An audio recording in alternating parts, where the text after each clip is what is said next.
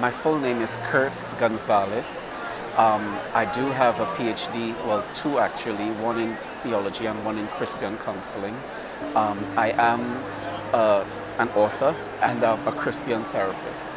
How I happened to write this book, my sister was in an extremely abusive relationship. And after 6 years of it, she decided that she had enough. She had a child for the guy that she was in the abusive relationship with.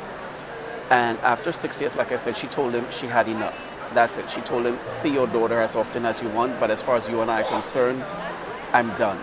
So on the 18th of September in 2013, she left work. She picked up her two daughters. The older one, who was 15, was not his, but the younger one at the time, who was 5, she picked them up from a friend of hers. When they got to the house, her ex-boyfriend was waiting outside of the building.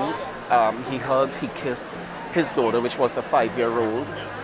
And then as they were going into the building, he stopped and he gave the girls $8 and told them to go to the corner store to get some chicken.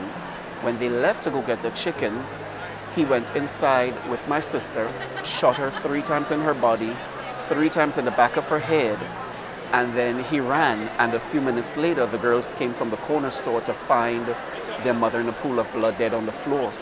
So after my sister's murder, I decided I wanted to become an advocate against domestic violence. And so my first project was writing a book on domestic violence using my sister's life and murder to teach on it. Because last year I did a lecture at a university, and while I was doing the research, I found out that 75% of young people between the ages of 16 to 25 don't even know that they're being abused. A lot of them, the statistics show the things that they go through that's abuse, they deem it to be normal. And so my book teaches on domestic violence, teaches you the signs and what you can do. And so anybody that's dating or in a relationship need to read my book, because it truly helps for you to see the signs and know if you're dating an abuser. I always want people to know, if you're in a situation where you're being abused, don't be like my sister and suffer in silence. There's help. There's a lot of help out there. There's a lot of resources out there.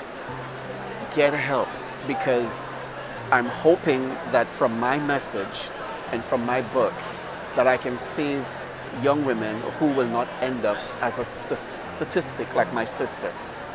Okay? Because I don't want another brother to go through what I had to go through. I don't want another 5-year-old to walk into their house and see their mother in a pool of blood, dead on the floor, simply because of someone that wanted to control her. Okay? So get help. Don't stay in an abusive relationship.